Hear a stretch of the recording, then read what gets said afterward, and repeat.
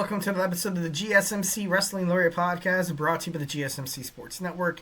I'm your favorite wrestling fan here, Eric Rodriguez, every Monday night live at 8 p.m. Pacific Time, 11 p.m. Eastern Time, here to talk about the greatest thing in the world, professional wrestling. We talk about all the action inside and outside of the ring, of course. We talk about all the curtain calls, all the rumors, all the drama, contract negotiations among superstars. We also talk about, conspiracy theories, future storylines. We talk about the past, like WCW, also ECW, also those good old times back in TNA, also some Ring of Honor action as well.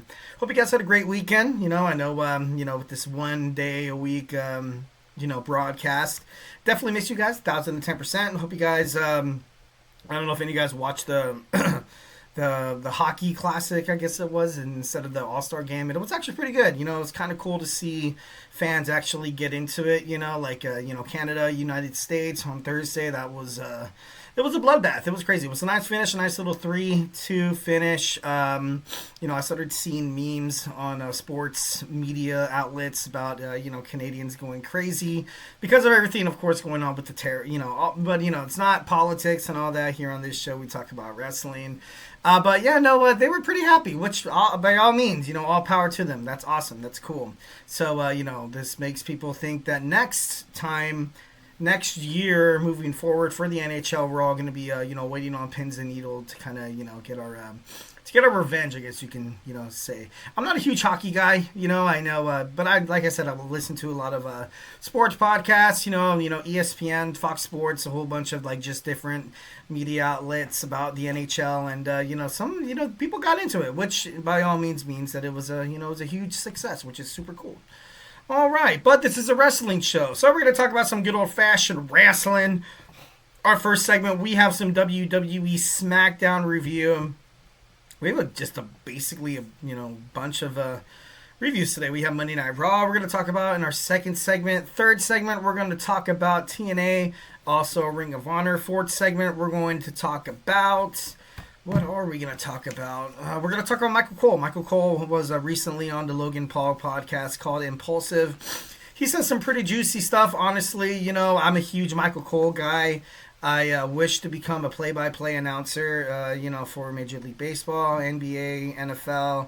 WWE would be pretty freaking awesome. When it comes to announcers in sports, they literally, they do half the battle. And I know, the athletes are out there with the insane, crazy conditioning that they do, that they, put their bodies through to entertain, the fans. But just imagine, like kind of putting it in perspective. My first WWE event, I went there, and there was no announcing. There was nothing. It was just, the in-ring announcer, who did the introductions, the superstars inside the rings that were cutting promos, and then the theme songs and stuff like that, and they would play the ads. But it was crazy. It was insane. It was like a whole different take. Much like my first baseball game. I went to an Angels-Astros game back in, 2000 and... First baseball game, fudge, I think it was 2013. I think it was. And I was sitting in the bleachers, and I was like, damn, it's crazy because it's peaceful. But when something crazy happens, the fans get absolutely nuts. The NBA, I gotta be honest, whenever I go to a live basketball game, you don't really necessarily need the announcers in that kind of aspect of it. And the same goes for an NFL game. I can imagine. I've never been to an NFL game live. But, just basically talking about how important are, the announcers, on Monday Night Football, Joe Buck, Troy Aikman. Sunday Night Football used to be Al Michaels, Mike Tirico, but now it's Mike Tirico and, Chris Collinsworth, which is pretty badass. Thursday Night Football, Al Michaels, and why am I drawing blanks on names? Oh, my God, he's the college football guy. Oh, God, I think he recently lost a dog. That was pretty heartbreaking. Oh, my God, I can't believe I can't think of his name right now. But on Prime Video, Kirk Herbstreit. Damn it. Oh, my God, Kirk Herbstreit. Oh my God! I know the moment I stop thinking about things, then it all just comes back to me. But we're gonna talk about Michael Cole on Impulsive, and then our fifth and final segment, we got some Thunder Rosa. I don't know about you guys, but I watched AEW Dynamite.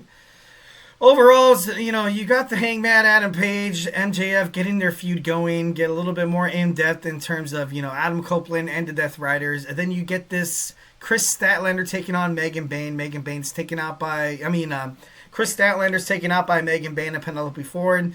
She's about to get pulverized, but in comes the saving babyface with the steel chair, Thunder Rosa, and the moment she entered the ring, it was absolute chaos. It was just, it was kind of embarrassing.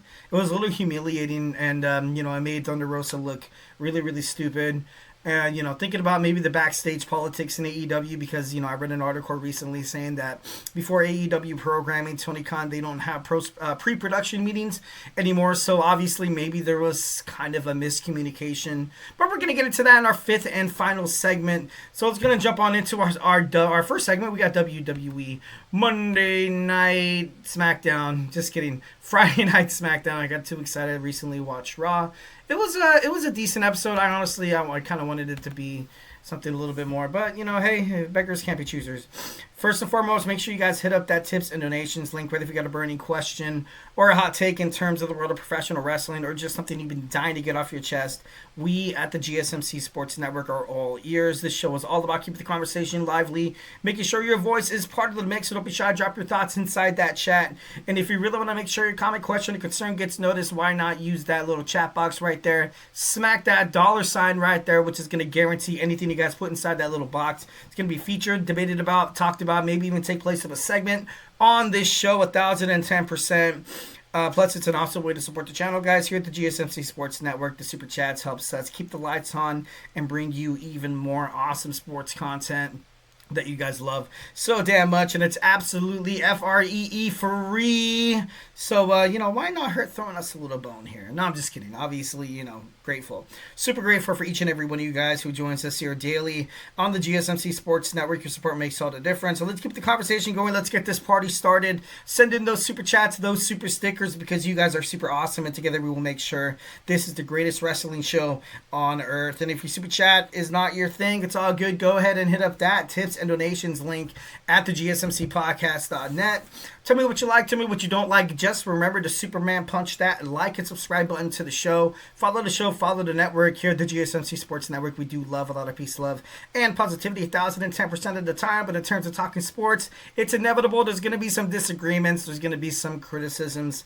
It's already water under the bridge. It's already gravy, baby. Don't even worry about it. Just want to make sure you guys feel absolutely comfortable sharing what you guys feel in the podcast. There are no wrong comments whatsoever. Just all we ask is just, stay respectful and just keep it fun. All right. So without further ado, we got SmackDown. First and foremost, Cody Rhodes walks into the building, finds out from general manager Nick Aldis that he has been pulled from the main event. Obviously, if you smell what I'm cooking, kind of reiterating about him and The Rock having a future beef in, future in the show. But, we'll get into that further on. We had Big Jim picking up a major victory against Drew McIntyre. To be honest, I was flabbergasted by this result with the roll-up. And, of course, Drew McIntyre hitting the attack after. And it was just classic Drew McIntyre. Drew McIntyre, I kind of like how WWE is, they're kind of holding Drew McIntyre as this heel figure. But in reality, everything that he's really, in his mind that is just, that he's fighting for, for some fans, even me included, like you think about it, like, man, you know what, to be honest, it kind of makes sense. Why are we rooting for Roman Reigns after everything he's done? And, has he really, came out and, formally apologized and stuff like that? No, he didn't. He's still on his high horse. He still thinks his S doesn't stink. Of course, once when Jimmy and Jay, when they were first starting to get together for Survivor Series, you had that promo backstage where Jey Uso was like, hey, you know what? I told you, if you ever talk to me like that again, we're through. And then, then he left, and then Jimmy Uso was like, hey, man, what are you doing? And Roman Reigns was like, you know what? Go get your brother.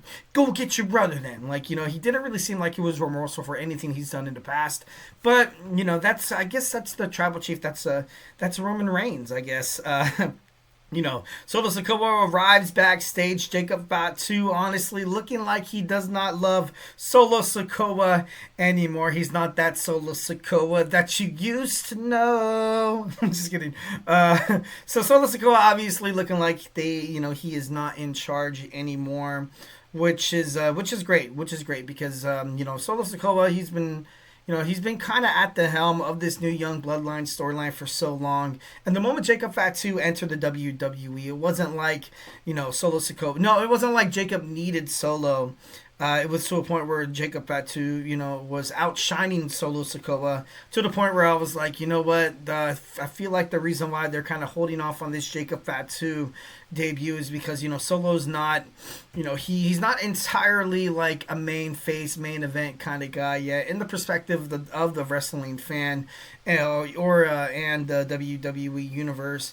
But, ever since Jacob came in, he's done nothing in the world of WWE. He's been absolutely phenomenal. He's been great. So there's not really much to, kind of further, kind of debate about that. Like who should be the tribal chief? Obviously, Solo Sikoa, he was in way over his head. And now, you have The Rock come in. Obviously, we're going to talk about it a little later on in the segment here. But, you didn't really have this the final boss come and talk to Solo Sikoa. Didn't see him really communicate with the bloodline here. Not Big Jim, not Tama Tonga, not Jacob. So I don't know. It doesn't really seem like this whole bloodline storyline and the Rock thing is going to kind of take its future, per se. But I at the end of the day, I feel like it will all kind of come to fruition where we will have The Rock taking on Roman Reigns finally, what everybody's been waiting for. Honestly, I don't really care if The Rock takes on Roman Reigns, and I know a lot of WWE fans are like, dude, what are you talking about? Are you crazy right now? You have the the Inoue family, the Fatus, the Usos, and it's for me, it's not really a big deal to me, so I feel like maybe WWE is kind of on my wavelength here where it's like, you know what? Roman versus Rock, we can probably string this along. We can make it happen. They didn't force anything heading into WrestleMania 41 Las Vegas, which I was kind of happy about. I was super happy that The Rock didn't just come out and start, throwing people's elbows at Solo Sikoa, Tama Tonga, Jakob Fatu, and challenge Roman Reigns for the Ulafala at WrestleMania. Obviously, still up in the air. There's a lot. There's like 4 or 5 weeks more. No, there's more than that. I think 7 weeks until WrestleMania. If that's the way it wants to go, it's all going to depend on what Cody Rhodes is going to say. But we'll talk about that later in the segment. So next we have Zelina Vega. We have a nice little promo video talking about a absolute fresh start, which is something that is needed, which is something that is great because Zelina Vega would be I feel like she'd be a way better United States Women's Champion than Chelsea Green. Not hating on Chelsea Green whatsoever. I just love the animosity. I love the intensity. I love the fact that, Zelina Vega, whenever she comes inside the ring, you look at the sides, like, man, I'm not a believer. You look at some of the ways, some of the style that she wrestles inside the ring, you're kind of like, you know what? It could be a little bit better. But the thing that people admire the most about Zelina Vega is her, I'm not going to take crap from anybody kind of attitude. When she took on Rhea Ripley, I think it was in Puerto Rico, which was actually pretty damn emotional. She was, filled with tears. She was upset because she felt like she let her country down.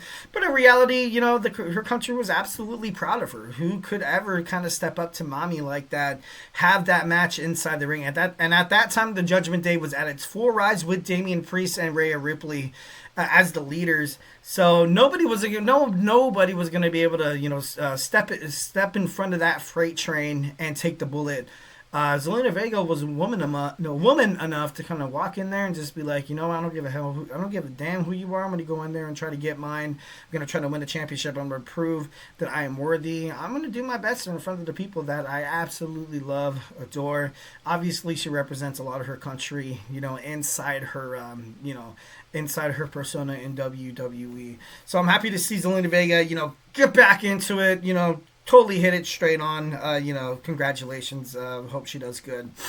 R-Truth And the LA Knight tag team against Carmelo Hayes and The Miz. Melody Miz picks up the victory, which was pretty shocking to me. But obviously comes with the expense of the WWE United States, the men's champion Shinsuke Nakamura, who has been, ever since winning the championship, I love the fact that, the way he debuted back in WWE, he kind of brought like a New Japan Professional Wrestling, like an across seas style wrestling back into his like arsenal. And ever since then, he's been, cutting, not really, I can't even say cutting promos. I can't even say that with a straight face. I feel like at this time, and I'm not trying to be, a cynic. I'm not trying to be like a jerk or anything like that. And I'm not trying to hate on Shinsuke Nakamura. But maybe we've seen Shinsuke Nakamura in this WWE mainstream poppy bubblegum spotlight to the point where it's like, you know what?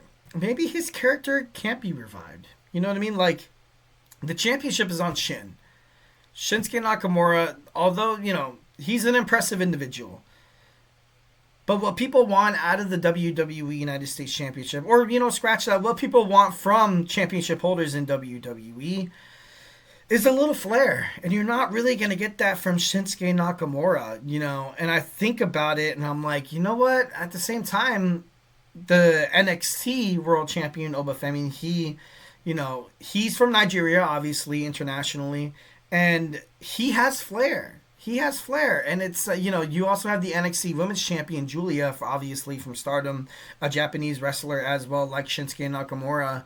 And, I know there's language barriers there. And, by all means, that should never, absolutely never, ever be like a building block, or should never, ever kind of be like a point of being like, okay, we can't put a title on this person because they don't speak the language.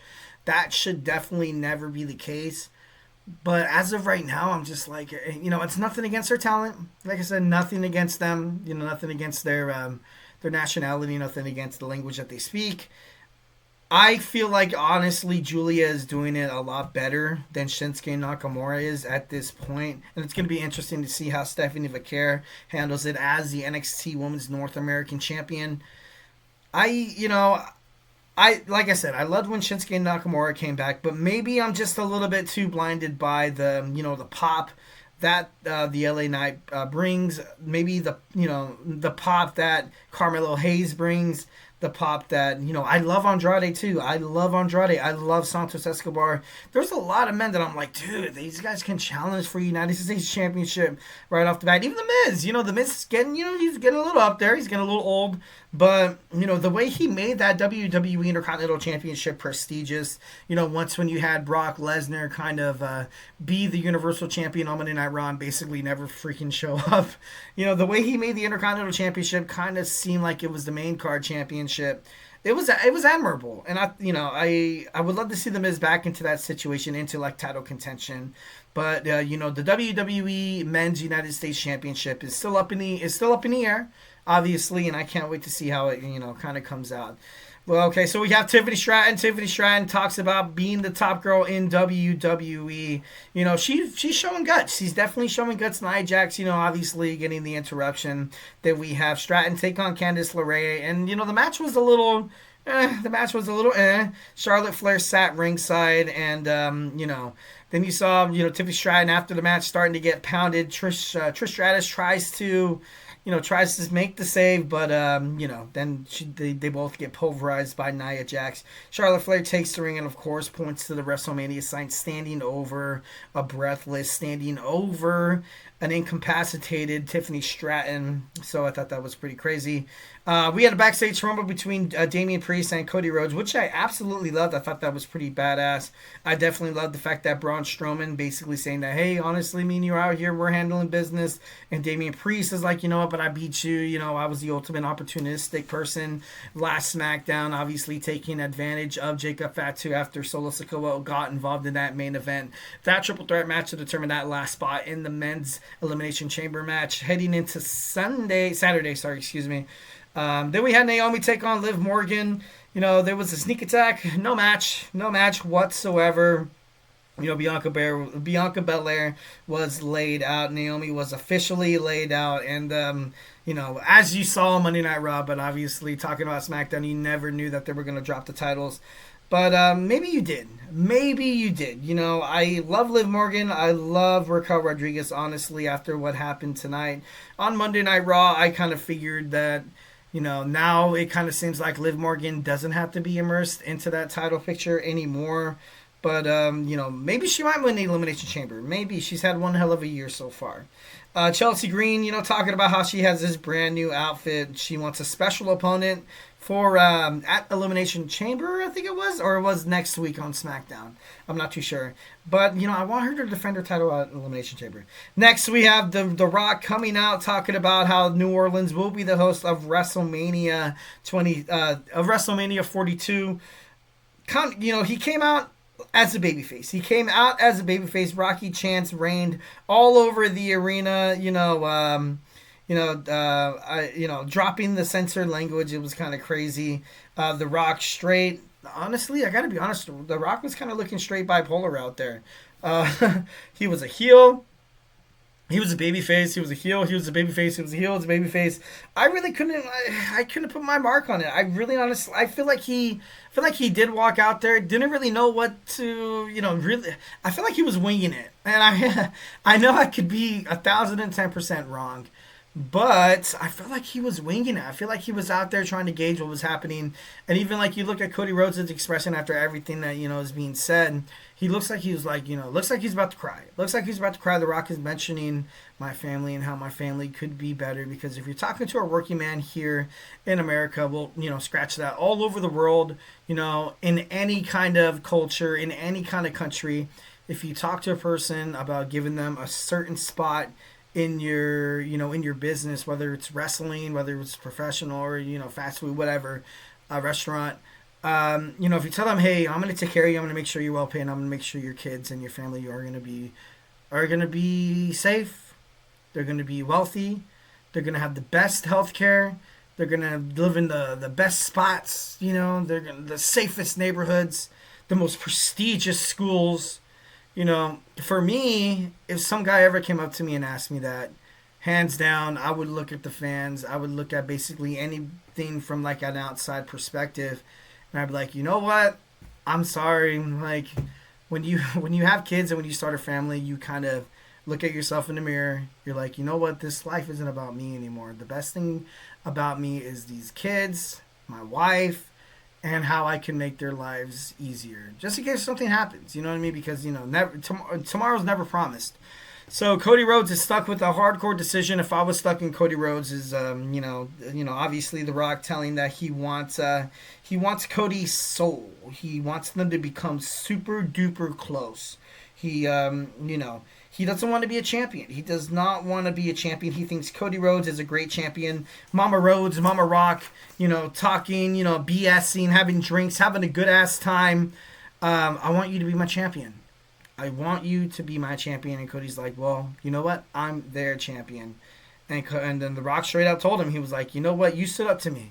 You slapped me in the face when me and Roman wanted to take over WrestleMania, the main event, what everybody wanted to see.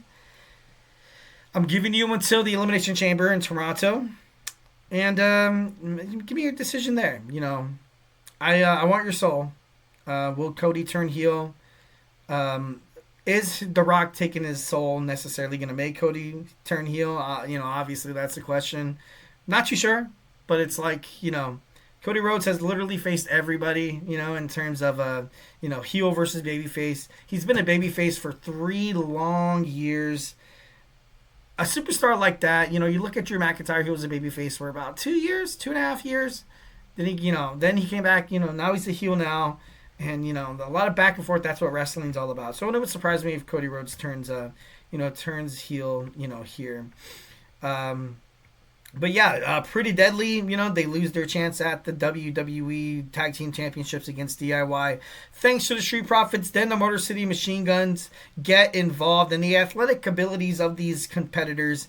Every single one of them, from Johnny Gargano, Tommaso Ciampa, Pretty Deadly, Montez Ford, everybody. Absolutely all 4 of these tag teams, even Los Garza, they would be amazing in a ladder match for those tag team titles, or better, Elimination Chamber tag team match for those championships would be pretty badass.